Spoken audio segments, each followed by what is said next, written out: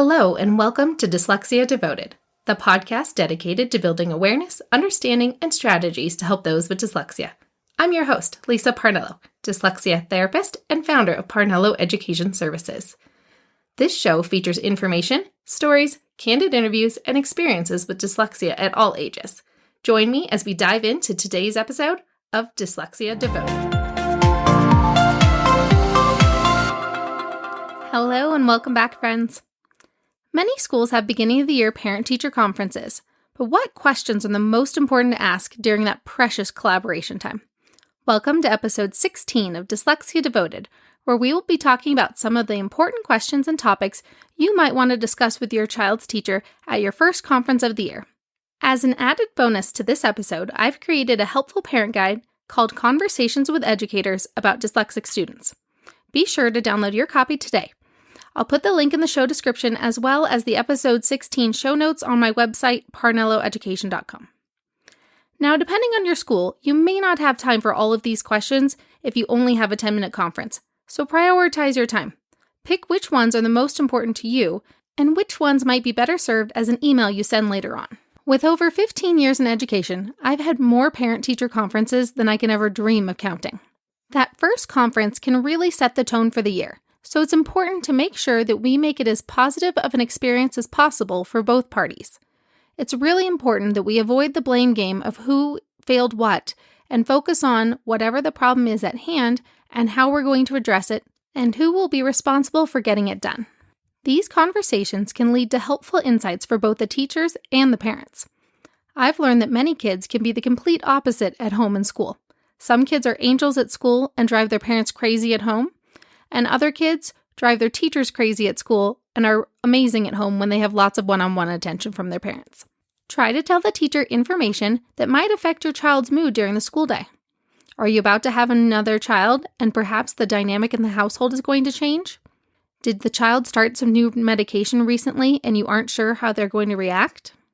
Maybe you're about to move to a new house and things are going to be a little hectic for a while and you may not be able to find your belongings as easily. It might be important to tell the teacher that if the child lost their homework, it might literally be at a different house because you're moving between houses right now. Kids make up all sorts of clever excuses why they don't have their homework or why something didn't get done.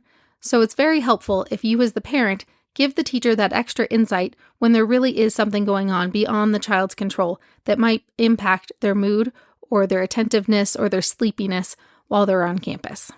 Many times over the years, I've seen students have drastic changes in personality and be more reactive than I would normally expect them to be. And lo and behold, it's because there's some sort of big change in the family dynamic. Perhaps a family member has cancer, perhaps somebody passed away, or maybe the parents are getting divorced.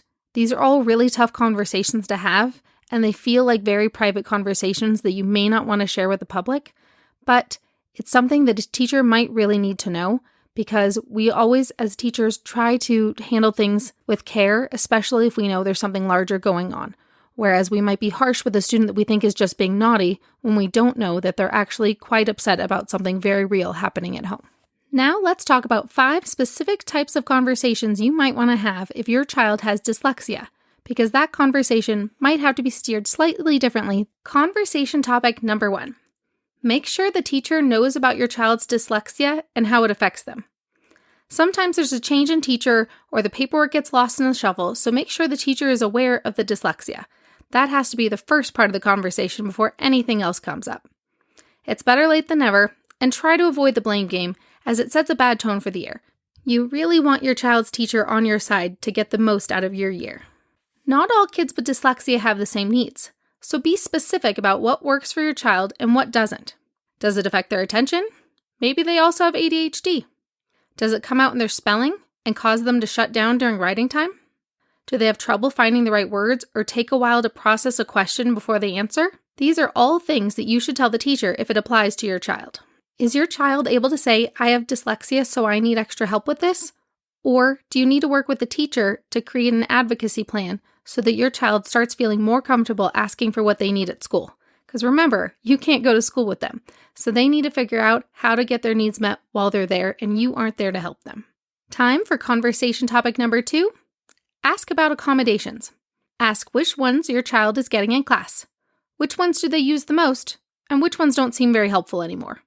Check to see which ones work best for completing homework at home, because sometimes that can make homework time take a significantly less amount of time if they can use the same accommodations both at home and in school, so they're used to how to get things done efficiently. Most importantly, ask for the logins to the accounts for things like Learning Ally or Bookshare. Many schools can get them for free for kids who have dyslexia. Sometimes it hasn't been set up yet for the students, but it can easily be done if it's available and you ask for it. Sometimes this is when you find out they aren't getting any of their accommodations. Bring up why it's so critical for your child and which ones have been the most helpful in the past. Then, make sure they start getting put into place as soon as possible so that your child can have the most successful year. Conversation topic number 3. Ask what challenges the student the most and what you can do to help support them. It's not all sunshine and rainbows, and kids do better when home and school align their goals. Ask for what specific skills need more work so that you can either practice them at home or inform your tutor so they can build it into their sessions. If a challenge isn't addressed, it sometimes gets harder and harder to fix later on, whereas if you catch it right away, it makes it a lot easier. Conversation topic number 4. Ask about the strengths that the teacher sees. Sometimes kids have hidden strengths that you don't know about until they try something new. Find out what skills they're showing off at school. Try to foster them at home too if you can. They need to be empowered and balance out the challenges of having a learning difference with the things that they can be really amazing at. And this also helps steer the conversation into mixing in the good with the bad, because we want to make sure that we have genuine conversations that don't always focus on the negative. We have to blend in some of those positive things as well. Last but certainly not least, conversation point number 5. End the meeting with teamwork. As you end the meeting, make sure the teacher knows that you want to work together to help your child. Let them know that it's okay to tell you if something isn't going well. Work together to try to find a solution. Sometimes teachers feel like they have to sugarcoat things so they don't sound so bad and so they don't hurt your feelings. But sometimes honesty really is the best policy to make sure small problems don't turn into big problems later. And a lot of times, teachers want to stay as positive as possible, and they don't know which parents they can be more open with and be more brutally honest about what's going on. So if you're one of those parents that's okay hearing the hard truth, make sure you tell the teacher so that you get the full story from them each time and not the watered-down version of what really happened. As a parent, you can let the teacher know your preferred communication style. Are you somebody who's very tell it like it is and you don't mind having those hard conversations? Let the teacher know it's okay to lay it all out. Some parents have had a really bad experience with parent-teacher conferences, when every time they attend one, all they hear is all the bad stuff and all the ways that their child is struggling at school. If that's you, be sure to tell the teacher you've had a rough experience with conferences and how they can be more successful if they remember to point out some of the good things that your child is doing well, along with having some more delicate conversations about the ways that they're struggling, and that you already know that your child is struggling and you're doing your best to try to help. Try to focus in the conversation on 2 or 3 things that you guys are each going to work together on to make the year more successful for your child. We want to have solutions-based conversations so that everybody knows what they can do to help the year become as successful as possible for the student. We all want to work toward a common goal. Okay, time to recap our episode for today. First, make sure you talk about all of the things that might impact your child's day at school, such as if you're moving, if there's changes in medication, or some sort of change to the family dynamic that might impact them at school. Then, focus your conversation on things that are specific to dyslexia. Ensure the educator knows about the dyslexia diagnosis and what that entails for your child and any other additional learning differences they may have if they have more than one learning difference. 2. Ask about the accommodations the student is getting and which ones they use the most. You also might want to ask which accommodations might work well for homework, as well as get any of the login details for any accounts that they might use for their accommodations. 3. Ask about their challenges and how you can support them at home to help overcome them. 4. Find out what strengths they have at school. Find out the good stuff too, not just all the bad stuff. Sometimes the teachers see emerging new talents that maybe you didn't know that your child had.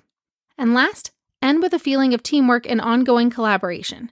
And that might include telling the teacher your preferred communication style so everyone can leave the meeting feeling like they had a productive conversation and they have an action plan for a successful year.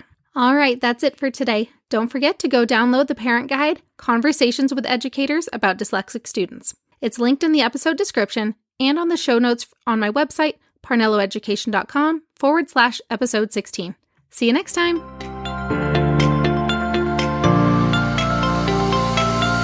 Thanks for listening to today's episode of Dyslexia Devoted. Join us for our next episode by subscribing to this podcast as we devote each episode to different aspects of dyslexia. See you next time.